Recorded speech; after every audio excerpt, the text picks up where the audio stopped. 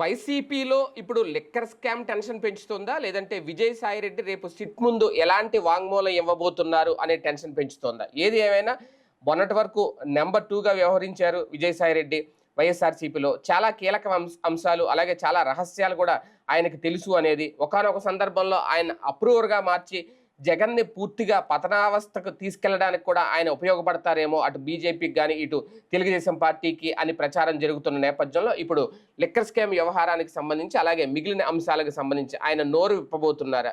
ఏం జరగబోతుంది? ఈ టెన్షన్ ఏమన్నా వైసీపీలో ఉందా, లేదు అంటే విజయసాయిరెడ్డి మాట్లాడిన తర్వాత మాటలను బట్టి రియాక్ట్ అవ్వాలనుకుంటున్నారా? వీటన్నిటి మీద చర్చించే ప్రయత్నం చేద్దాం. సార్, ముందుగా కసిరెడ్డి రాజశేఖర రెడ్డి అనే వ్యక్తి లిక్కర్ స్కామ్ వ్యవహారానికి సంబంధించి ఆయన కర్త కర్మ క్రియ అని విజయసాయిరెడ్డి చెప్పిన తర్వాత అసలు గందరగోళం మొదలైంది. అంతేకాదు దానికి సంబంధించి సిట్టు వేశారు. అప్పటికే కొన్ని ఆధారాలు కూడా ఉన్నాయి అంటూ లోక్సభలో ఎంపీ లావు శ్రీకృష్ణదేవరాయలు రేట్ చేసిన తర్వాత అమిత్ షాకి ఆధారాలు ఇచ్చారని వాళ్ళు చెప్తున్నారు. ఇచ్చినా సరే ఇప్పుడు అది కంటిన్యూ అవబోతుందా? ఇది వైసీపీలో ఒక అతిపెద్ద టెన్షన్ వాతావరణం క్రియేట్ చేస్తున్న అంశమేనా? జగన్కి అయితే ఏ భయం లే, మిథున్ రెడ్డి లాంటి వాళ్ళకైతే కొంత భయం ఉంటుంది. మిగతా వాళ్ళందరికీ కూడా కార్యకర్తలకైతే ఒక టెన్షన్ ఉంటుంది. ఏంటంటే ఎవరి మీద ఏం చెప్తారో అన్నటువంటి పాయింట్. బేసిక్గా జగన్ అయితే భయపడేది ఏమి ఉండదు అందులో. ఎందుకు అంటే తనకేంటో తెలుసు కాబట్టి. వైసీపీ శ్రేణుల్లో మాత్రం ఈ దఫా తమ పేరేమన్నా చెప్తారేమో అన్న భయం అయితే ఉంటుంది. ఇప్పుడు క్రిందసారి అరబిందో ఇష్యూ కదా అప్పుడు రైజ్ అయింది, ఇది కాకినాడ పోర్టుకు సంబంధించినటువంటి అంశంలో. ఆ సీ పోర్టునేమో ఆల్రెడీ రావు వెనక్కి తీసేసుకున్నారు. దానికి బదులుగా సెజ్జు ఆధిపత్యం అరబిందోకి ఇచ్చేశారు. అది వాళ్ళిద్దరి మధ్యన అగ్రిమెంట్ కుదిరిపోయింది. ఆయన ఆ కేసు పెట్టిన పర్పస్ నెరవేరిపోయింది. దాంట్లో పోర్ట్లో వాటా కావాలనుకున్న అరబిందోకి అవ్వలేదు. అదే సందర్భంలో ఇచ్చిన డబ్బులకి గాను సెటిల్మెంట్ కిందన ఇది సెజ్జు తీసేసుకున్నారు. ఎనఫ్ అయిపోయింది అక్కడతో. ఇక ఆ కేసు క్లోజ్ అయిపోయింది. ఆ విచారణ ముందు హడావిడి ఎంత పెద్దది జరిగింది, ఇంకే ఉంది అరెస్ట్ చేసేస్తారు వాళ్ళని వీళ్ళనని ఏమన్నా జరిగినాయా? ఇవన్నీ ఏంటంటే పేపర్లు టీవీలలో నేరేటివ్ క్రియేషన్ కోసం పనికొస్తాయి.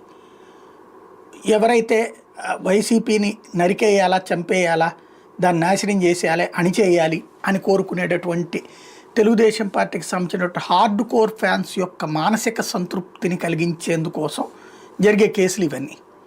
రోజు వాళ్ళని పిలుస్తుండాలి, విచారిస్తుండాలి, వేధిస్తుండాలి, హింసిస్తుండాలి. అట్లా జరుగుతూ ఉంటే ఓకే, మనోళ్ళు మారారు, మారిన మనుషులు ఇప్పుడు మన కోపం తీరుస్తున్నారు, వాళ్ళు మన వాళ్ళని ఏడిపించారు కాబట్టి, మన చంద్రబాబు గారిని అరెస్ట్ చేయించారు కాబట్టి, ఆయనతో పాటుగా మరికొంతమందిని చేయించారు కాబట్టి ఆ కక్ష తీర్చుకుంటున్నాం అనేటటువంటి తృప్తిని కలిగించేటటువంటి వ్యవహారం. అంటే ఈ వారంలో ఖాళీగా ఉంటే అది ఒప్పుకునే పరిస్థితుల్లో లేరు. ఏం చేస్తున్నావు, నువ్వు నిద్రపోతున్నావా అని చెప్పి స్వయంగా బాబుని ప్రెజర్ చేసే పరిస్థితిలో ఉన్నారు వాళ్ళు. కాబట్టి వాళ్ళని మానసికంగా సంతృప్తి పరిచే కార్యక్రమం ఇది. కేసులో ప్రాథమిక ఆధారం ఉంటే ఈనాడు జ్యోతి రాసుకోవడం ఎందుకు? ఎఫ్ఐఆర్ రాసుకుని తీసుకెళ్ళి బొక్కలో దోసేయచ్చు కదా. ఎవడొద్దన్నాడు? విచారించడం ఎందుకు? అక్కడ దొంగ అన్నాడు, డబ్బులు అతని దగ్గర ఉన్నాయన్నారు, డబ్బులంతా పట్టుకుపోయాడు అన్నారు, లేకపోతే దాంతో అందులో పెట్టుబడి పెట్టారు, ఇందులో పెట్టుబడి పెట్టారన్నారు. ఇవన్నీ పేపర్లో రాయడం ఎందుకు? ముందు లోపలేసి ఛార్జ్ షీట్లో పెట్టాలి కదా. ఎఫ్ఐఆర్ కట్టకుండా ఛార్జ్ షీట్ ఫైల్ చేస్తున్నారు ఇక్కడ పేపర్లలో. అంటే దానికి ఒక సాక్షి కావాలేమో, ఆ సాక్షి ఇప్పుడు విజయసాయిరెడ్డి అవుతారేమో. అసలు ముందు బాధితుడు ఎవరో రావాలి కదా. ఇప్పుడు దొంగతనం జరిగిందండి, నా ఇంట్లో దొంగతనం జరిగిందని చెప్పి ఎవరు కంప్లైంట్ చేయాలి? దొంగ కంప్లైంట్ చేయాలి. అంటే ఇప్పుడు డిస్టిలరీలు వాళ్ళ ముందుకు వచ్చి చెప్పాలా, మా దగ్గర నుంచి కేసుకి 150 నుంచి 400 వరకు కమిషన్ తీసుకున్నారు అప్పట్లోనే. అంతే కదా, వాళ్లే కదా ఇప్పుడు ఈ ప్రభుత్వానికి కూడా సప్లై చేస్తుంది. మరి ఎందుకని వాళ్ళ దగ్గర నుంచి కంప్లైంట్ తీసుకోవట్లా? వాళ్ళందరూ ఏళ్ళ మనుషులే కదా. వీళ్ళు ఏమని చెప్పారు, వాళ్ళని బెదిరించి వాళ్ళ డిస్టిలరీస్ తీసుకున్నారు అన్నటువంటిది. అవును, అది లీజుకి ఇచ్చారా, లీజుకి ఇచ్చారా, లేకపోతే బలవంతంగా లాక్కున్నారా? వాళ్ళతో కంప్లైంట్లు ఎందుకు తీసుకోవట్లేదు? ఇప్పుడు ఎవడు పవర్లో ఉంటే వాళ్ళ చేతుల్లో నడుస్తుంది. ఇప్పుడు మైన్స్ ఉన్నాయి, ఎవరి చేతిలో ఉన్నాయి? ఇవాళ మళ్ళీ తెలుగుదేశం వాళ్ళ చేతిలోకి వచ్చేసేలా. దాంట్లో వైసీపీ వాడు కూడా ఉండుంటాడు కదా, ఓన్లీ ఒక పార్టీనే ఉండరు కదా. మరి అక్కడ ఏం జరుగుతోంది? ఇదేంటంటే కళ్ళ ఎదురుగుండా కనబడుతున్నటువంటి ఒక వ్యవస్థీకృత విచ్ఛేదాన్ని ఎవరో ఒకళ్ళకి ఆపాదించుకుంటూ కాలక్షేపం చేస్తూ ఉంటే తటస్థులైనటువంటి నాయకులు, తటస్థులైనటువంటి పార్టీలు, తటస్థులైనటువంటి మేధావులు చేష్టలుడికి చూస్తూ మనకెందుకు వచ్చిందిలే ఈ పెంటలో ఏలు పెట్టి కంపు చూడటం అనే పాయింట్లో ఉంటున్నారు తప్పించి దీని వలన వ్యవస్థ నాశనం కాబోతుంది మన ఆంధ్రాకి అన్న విషయం అర్థం కావట్లేదు. ఎవడు అధికారంలో ఉంటే వాడి పెత్తనం నడుస్తుంది, వాడి రాజ్యం నడుస్తుంది. అధికారం దిగిపోతే వాడిని సర్వనాశనం అన్నటువంటిది నడుస్తుంది. ఇది ఎవరికీ శ్రేయస్కరం కాదు. భారతదేశంలో ఇంకే రాష్ట్రంలోనూ జరగట్లేదంటే బెంగాల్లో అట్ట జరిగింది. దాని పర్యవసానం కమ్యూనిస్టులు తుడుచుకుపోయారు. అక్కడ బెంగాల్లో ఒక నియంతృత్వ పరిపాలన నడిచింది. ఇప్పుడు అట్లాంటి పరిస్థితి ఇక్కడ చేసుకుందామా మనం? ఎవరో ఒకళ్ళ చేతికి రాష్ట్రాన్ని అప్పజెప్పేసేద్దామా? ఏదో ఒక వర్గం చేతికి అప్పజెప్పేసేద్దామా? ఇది కరెక్ట్ అయినటువంటి పద్ధతి. అక్కడేమో మతపరమైనటువంటి కాన్సెప్ట్ నడుస్తుంది, ఇక్కడ కులపరమైన కాన్సెప్ట్ నడుస్తుంది. దీనికి పరిష్కారం లేకపోతే గనక ఈ నేరేటివ్ థింకింగ్ ఇంకో 100 రాయొచ్చు. ఇప్పుడు ఆయన పేరేంటి, కసిరెడ్డి అనేటటువంటి ఆయన ఏదో సినిమా షో తీశాడట. అది ఈ సొమ్ములతోనే తీశాడు. వీళ్ళు రాసిన వార్తకే వీళ్ళు కాంట్రాస్ట్ ఏంటంటే వీళ్ళు ఏం చెప్పారు ఇదివరకు, వీళ్ళందరి దగ్గర బాటిళ్ళకి డబ్బులు తీసేసుకున్నారు, ఆ క్యాష్ అంతా కూడా ఇన్ఛార్జీలను పెట్టారు ఏది లిక్కర్ కంపెనీల నుంచి తీసుకోవడానికి. ఆ లిక్కర్ కంపెనీల నుంచి తీసుకోవడానికి ఒక్కొక్క కంపెనీకి ఒక్కొక్క బ్రోకర్ని పెట్టారు. ఆ బ్రోకర్లంతా క్యాష్ తీసుకొచ్చి కసిరెడ్డి రాజశేఖర రెడ్డి దగ్గరికి తీసుకొస్తే ఆ డబ్బులు తీసుకెళ్ళి విజయసాయి రెడ్డి, మిథున్ రెడ్డి ఇట్లాంటి వాళ్ళు ఇది విజయసాయి రెడ్డి వీళ్ళందరూ కలెక్ట్ చేసి మిథున్ రెడ్డి దగ్గరికి పంపించి మిథున్ రెడ్డి హవాలాకి పంపించి హవాలా ద్వారా జగన్ ఖాతాలోకి వేస్తున్నాడు అన్నటువంటి అది కదా చెప్పింది. అసలు కాన్సెప్ట్ అదే అంట. ఇదివరకు రాసింది అది కదా, మనం చెప్పాలి. అది అదే అదే అదే అదే అసలు కాన్సెప్ట్ అదే అని వాళ్ళు అని రాశారు కదా. మరి కసిరెడ్డి దగ్గర డబ్బులు ఉండటం ఏంటి చండాలంగా? అతను కేవలం బ్రోకరే కదా, ఓ 5% 10% కమిషనే కదా అతను తీసుకునేది. అతని దగ్గర డబ్బులు ఉండడం ఏంటి? ఆ డబ్బులతో సినిమాలు షూట్ చేయడం ఏంటి, సినిమాలు తీయడం ఏంటి, వ్యాపారాలు చేసుకోవడం ఏంటి? అతను ఒరిజినల్గా బిజినెస్ మెన్. అతను ఒరిజినల్గా ఐటీకి సంబంధించినటువంటి కంపెనీలు ఏవో కూడా ఉన్నాయి అతనికి. అతను ఏయో చేసుకుంటాడు దాంట్లో. అవి అతనికి సలహాదారికి ఇక్కడ ఇచ్చారు ఖచ్చితంగా. అప్పుడు ఒక్కొక్క పని ఒక్కొక్కరికి అప్పచెప్పుంటారు. విజయసాయి రెడ్డి చెప్పాడంటే ఆషామాషి ఏం కాదు, చాలా క్లియర్ సమాచారం ఉండినే ఉంటుంది. ఇప్పుడు ఆయనకి ఏం పని అప్పచెప్పారు, ఎదురోళ్ళకి ఎవరెవరికి ఏమేం పని అప్పచెప్పారు తెలిసినే ఉంటుంది. కాబట్టి ఇప్పుడు దాంట్లో పట్టుకోవాల్సింది ఎవరిని? కంప్లైంట్ ఇచ్చే వాళ్ళని పట్టుకోవాలి. ముందు ప్రభుత్వం ఇచ్చింది కంప్లైంట్. ప్రభుత్వం ఏమైనా ఇచ్చిందా కంప్లైంట్? ఎక్సైజ్ శాఖ మా డబ్బులు ఏమైనా తగ్గినాయి అని. మరి ఇంకెవరు ఇస్తున్నారు కంప్లైంట్? అది కదా సమస్య. విజిలెన్స్ వాళ్ళు నివేదిక ఇచ్చారంటే విజిలెన్స్ వాళ్ళు రేపు పొద్దున ఏది వాళ్ళు ఇచ్చే వేల నివేదికలు ఇస్తారు, అవి నేలకు గీసుకోవడానికి పనికి వస్తాయి. జస్ట్ దాని ఫాలో అప్ కేసు నడవాలి కదా. సమస్య ఏంటంటే ఇక్కడ విజయసాయి రెడ్డి మాట్లాడే మాటకి విలువ ఉంటుంది, నో డౌట్. ఆయనకి అవగాహన కూడా ఉంది ఎవరెవరు ఏమేం చేశారు అన్నటువంటిది. ఆ గుట్టు విప్పుతారన్న భయం వైఎస్ఆర్ కాంగ్రెస్ పార్టీ వాళ్ళలో ఉంది కూడా. అది నిజం కూడా కావచ్చును, ఎందుకంటే ఆయన చెప్పాడు అంటే ఆయనకు ఉన్న అనుభవం రీత్యా. కాకపోతే ఇక్కడ కావాల్సింది ఏంటంటే పట్టుకోవడం ఎలా. నెంబర్ 2, ఇప్పుడు తినకుండా ఉంటున్నారా? వాళ్ళు తిన్నారు తినలేదు అనేటటువంటి సర్టిఫికెట్ మనం ఇవ్వద్దు. ఇంతకుముందు కూడా చాలాసార్లు చెప్పుకున్నాం, కింద తినడానికి ఏం లేదు, అప్పుడు పై స్థాయిలోనే తిన్నారన్నట్టు. కింద తిన్నిస్తే కనుక ఎమ్మెల్యేలు అందరూ పండగ చేసుకునేవాళ్ళు కదా, జగన్ ఎందుకు వ్యతిరేకిస్తారు? కార్యకర్తలందరూ పండగ చేసుకునేవాళ్ళు కదా, జగన్ ఎందుకు వ్యతిరేకిస్తారు? ఇప్పుడైతే బెల్ట్ షాపులో బూత్ ఏరియా నాయకులకు బెల్ట్ షాపు, అట్లాగే పెద్ద బెల్ట్ షాప్ వచ్చేటప్పటికి మండల స్థాయి నాయకులు, అట్లాగే బార్లు వైన్ షాపులకు వచ్చేటప్పటికి డబ్బులు, దాంట్లో కమిషన్లు ఎమ్మెల్యేలకి. ఇన్ని నడుస్తున్నాయి. 3 లేయర్లు తింటున్నారు ఇక్కడ. జగన్ టైంలో అది అవ్వలేదు కదా, లేదు అసలు బెల్ట్ షాప్లే లేవు. ప్లస్ డబ్బుల పరంగా క్యాష్ తీసుకున్నారు, ఇప్పుడు కూడా క్యాష్ తీసుకుంటున్నారుగా. ప్లస్ ఇది కూడా తీసుకున్నారు డిజిటల్ పేమెంట్స్. అయితే డిజిటల్ పేమెంట్స్ ఏంటి వచ్చింది ప్రాబ్లం అప్పుడు? ఇప్పుడు ఎవడి షాప్ ఆడిది, ఎవడి షాప్ తరపున ఆడిది ప్రైవేట్ది ఇక్కడ. కాబట్టి వాడి షాప్లో ఆడే అకౌంట్కే వెళ్తుంది.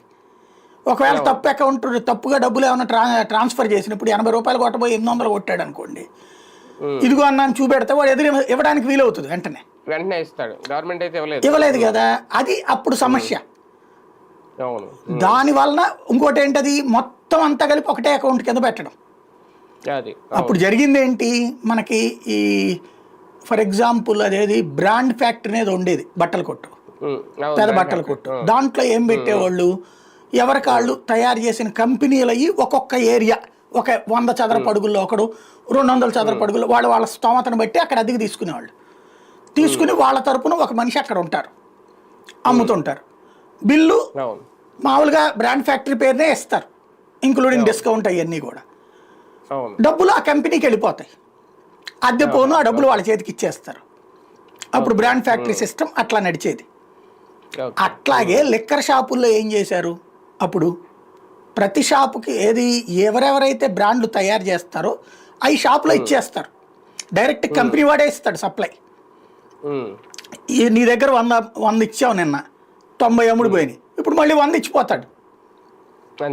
ఇక్కడ ఎన్ని అమ్మారు అనేటటువంటిది ఏ రోజుకు ఆ రోజు రాత్రికి లెక్క తేలుతుంది. ఆ లెక్క తేలేక మిగిలినటువంటి డబ్బులు అంటే ఈ వస్తారు కదా వీళ్ళు మళ్ళీ వేస్తారు కదా, ఎంత అయితే అమ్మారో ఆ డబ్బులు ఏ రోజుకు ఆ రోజు ఇచ్చేయాలి వాళ్ళకి సాయంత్రానికి. ఏ రోజుకు ఆ రోజు సరుకు వచ్చింది ఇంత, సరిగ్గా చెప్పాలంటే మనకు దాన్ని ఏమంటారు, కాబూలీ వాలా వ్యాపారం అంటారు కదా, లేదంటే ఆ మధ్యన బెజవాడ దగ్గర గొడవ అయింది కదా, కాల్ మనీ తరహాలో పొద్దున్నే 100 ఇచ్చి 90 ఇచ్చి రాత్రికి 100 తీసుకెళ్తారు వాళ్ళు. ఇక్కడ అట్లా కాకుండా పొద్దున్నే సరికిస్తారు, రాత్రికి డబ్బులు పట్టుకుపోతారు. ఈ పట్టుకుపోయినప్పుడు ఏ బ్రాండ్కి అంటే ఇక్కడ 1000 రూపాయలు సరుకు ఉందనుకోండి, అది గవర్నమెంట్కి ఆ కంపెనీ వాడికి 250 ఇస్తారు, మిగతా 750 ప్రభుత్వానికి లాభం. ఈ డబ్బులు తీసుకెళ్ళి అకౌంట్లో వేసేయాలి బ్యాంక్కి ఏ రోజుకి ఆ రోజు. శనివారం మాత్రమే డబ్బులు వాళ్ళ దగ్గర పెట్టుకునేవాళ్ళు, శనివారం సెలవు కాబట్టి. అంటే శనివారం సాయంత్రానికి బ్యాంకులు ఉండవు కదా, ఆదివారం పొద్దున అంటే ఏ రోజుకు ఆ రోజు ఇవాళ డబ్బులు రేపు పొద్దున్నే బ్యాంకులో వేసేసేవాళ్ళు వాళ్ళు ఇదివరకు. ఆదివారం సెలవు కాబట్టి సోమవారం వేసేవాళ్ళు ఆ 2 రోజుల డబ్బులు. మిగతాది ఏ రోజుకు ఆ రోజు సరిగ్గా చెప్పాలంటే గల్లా పెట్టే క్యాష్ అంటాం వ్యాపారస్తుల భాషలో. మనకి వ్యాపారస్తులకి హోల్సేల్ వ్యాపారులకు 2 రకాల సేల్స్ ఉంటాయి. ఒకటి, మనం ఇక్కడ ఉన్న సరుకుని ఇతర ఊళ్ళకి ఇతర ప్రాంతాలకి పంపిస్తే అది మళ్ళీ మన తరపున ఒక గుమస్తాను లేకపోతే మనమే వెళ్ళి కలెక్ట్ చేసుకొచ్చుకుంటాం. అది ఒక ఇదనమాట, బల్క్ అమౌంట్ అది. రెండవది రిటైల్ సేల్స్ అనమాట. ఇది అంటే గల్లా పెట్టే సేల్స్ అంటారు అనమాట. అది ఈ రోజున మన దగ్గరకు వచ్చి కొనుక్కుపోయేటటువంటి వాడు. ఇది ప్రభుత్వం ఆ రోజున జగన్ ప్రభుత్వం ఏం చేసింది, గల్లా పెట్టే కాష్కి ఇంట్రెస్ట్ చూపెట్టింది. ఎందుకు ఇట్లాగా వైన్ షాపులోడు ఒక బల్క్ అమౌంట్ ఒకేసారి ఇచ్చేసి ఇట్లా చేస్తే వాళ్ళకి వర్కౌట్ అవ్వట్లా, వాళ్ళకి సంబంధించిన సంక్షేమ పథకాలు ఇవన్నీ ప్రతిదానికి ఒక సిస్టంలోకి కష్టం కాబట్టి ఏం చేసుకొచ్చారు, ఈ గల్లా పెట్టే అమౌంట్ పెట్టారు. రోజుకు 1 కోటి రూపాయలు అట్ట పడి ఉంటాయి డబ్బులు, పోయేదే ఉంది గవర్నమెంట్కి. ఇట్లాగా ఇప్పుడు 25,000 కోట్లు ఏడాది కంటే డివైడెడ్ చేయండి, దగ్గరగా 5-6 కోట్లు రోజుకి మిగిలిపోతున్నట్టే కదా అక్కడ డబ్బులు. అట్లాగే క్యాష్ ని తమ దగ్గర పెట్టుకునేటటువంటి ఒక రెగ్యులర్ ఎక్స్పెండిచర్ క్యాష్ ని చేతుల్లో పెట్టుకునే ఒక విధానాన్ని అవలంబించింది. ఇక్కడెక్కడ డబ్బులు తినడానికి ఉండదు నాకు తెలిసిన, నాకున్న అవగాహన మేరకు అయితే. ఖచ్చితంగా తినడానికి ఉన్న ఏకైక అవకాశం ఏంటంటే ఈ మద్యం తయారీ కంపెనీలని వైసీపీ వాళ్ళు లాగేసుకున్నారని చెప్పారు కదా వీళ్ళే. అందులో పేర్లు కూడా కొన్ని ప్రొజెక్ట్ చేశారు కదా.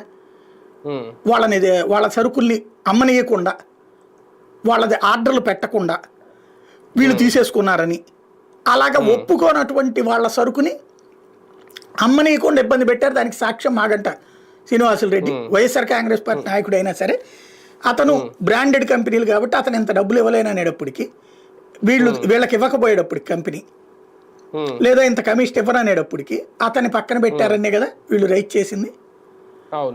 అంటే డబ్బులు అక్కడ బల్క్గా పైనే ఇవ్వాలి, లేదా వాళ్ళకి ఎవరికో కంపెనీ తీసేసుకునేసి లీజుకి తీసేసుకుని వీళ్ళకి ఆ లీజ్ అమౌంట్ ఏదో ఇచ్చి, అది కూడా ఇచ్చారు లేదో అంటే, లేకపోతే ఆ కంపెనీకి సంబంధించిన ఫ్యాక్టరీ మెయింటెనెన్స్ జీతాల వరకు ఖర్చు పెట్టేసేసి వీళ్ళు అది నొక్కేసి ఉండాలి. అక్కడ వీళ్ళు ప్రభుత్వానికి సప్లై చేసి ప్రభుత్వంలో వాళ్ళకి డబ్బులు ఇచ్చి ఉండాలి. అదే అవును. వాళ్ళెవరు వైసీపీ నాయకులే కదా, వాళ్ళు చెప్పాలి ఉమ్, ఇట్లాగే మేము వైసీపీ వాళ్ళమే, మా దగ్గర జగన్ ఇంత తీసుకున్నాడు అని. ఉమ్, అలా చెబితేనే కేసు నడుస్తుంది. ఇప్పుడు విజయసాయి రెడ్డి అట్లాగేదన్నా ఒక కంపెనీని లాక్కుని ఉంటే ఆయన చెప్పాలి, కానీ ఇక్కడ ఆయన సాక్షిగా కసిరెడ్డి అక్కడ వ్యవహారాలను చూశాడన్నటువంటి వివరాలన్నీ ఇవ్వచ్చు రేపు పొద్దున అది.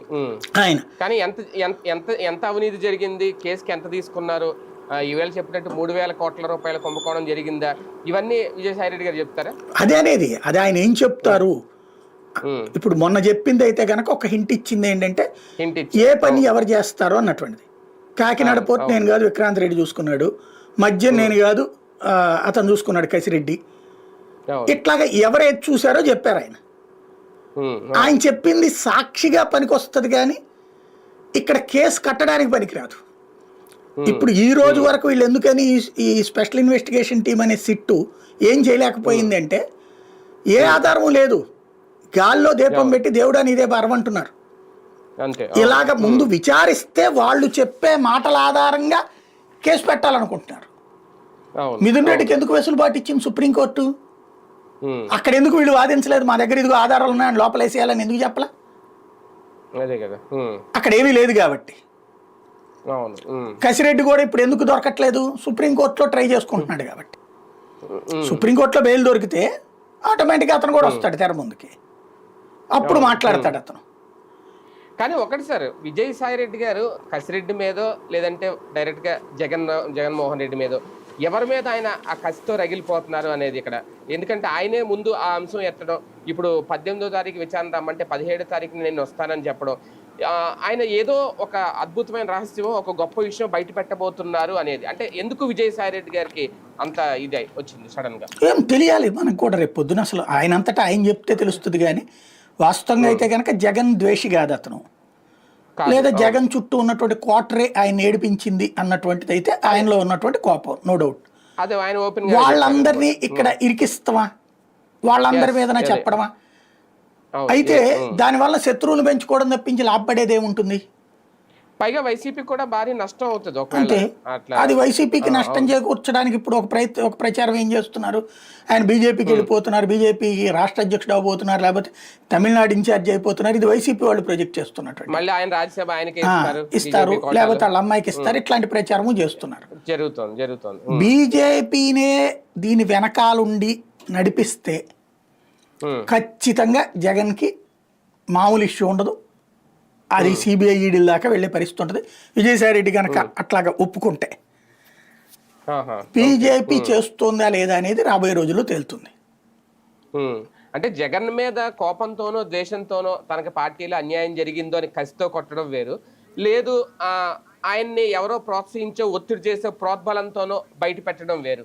అంటే నిజంగా అలా జరిగితే ఇంతకుముందు ఆయన చెప్పిన మాట, నేను ఎవరికి భయపడను, ఒకరికి భయపడి రాజకీయాలు చేయను, అసలు రాజకీయాలే చేయను, రాజకీయాల నుంచి వెళ్ళిపోతాను అన్న మనిషి మళ్ళీ ఎందుకు ఒక్కసారిగా మళ్ళీ బండి టర్న్ తీసుకుని వెనక్కి వచ్చారు అనేది అదే చూడాలి. రేపు పొద్దున ఏం మాట్లాడతారని, ఎందుకంటే మొన్న అయిపోయిన దాని గురించి అప్పుడు మాట్లాడుకున్నాం, మళ్ళీ ఇప్పుడైతే రేపేం మాట్లాడతారన్న దాని మీదనే మనం మాట్లాడాల్సి ఉంటుంది. విచారణకి వెళ్ళి పిలిచింది కూడా సాక్షిగానే. అవును, అది కూడా ఏంటంటే ఇంకే ఆధారం దొరకలేదు కాబట్టి ఈయన ఇచ్చే ఆధారాన్ని బేస్ చేసుకుని తదుపరి దర్యాప్తు చేద్దాం అనుకుంటున్నారు వీళ్ళు.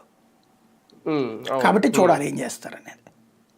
అంటే ఈయన ట్రాప్ వేస్తే ట్రాప్ లో పడే మనిషి విజయసాయి అట్లాంటి క్యారెక్టర్ ఏం కాదు, ఇంకా ఎదురెత్తులు వేయడంలో సిద్ధవస్తుడు ఆయన, ఎత్తులకి పై ఎత్తు వేయడంలో సిద్ధవస్తుడు.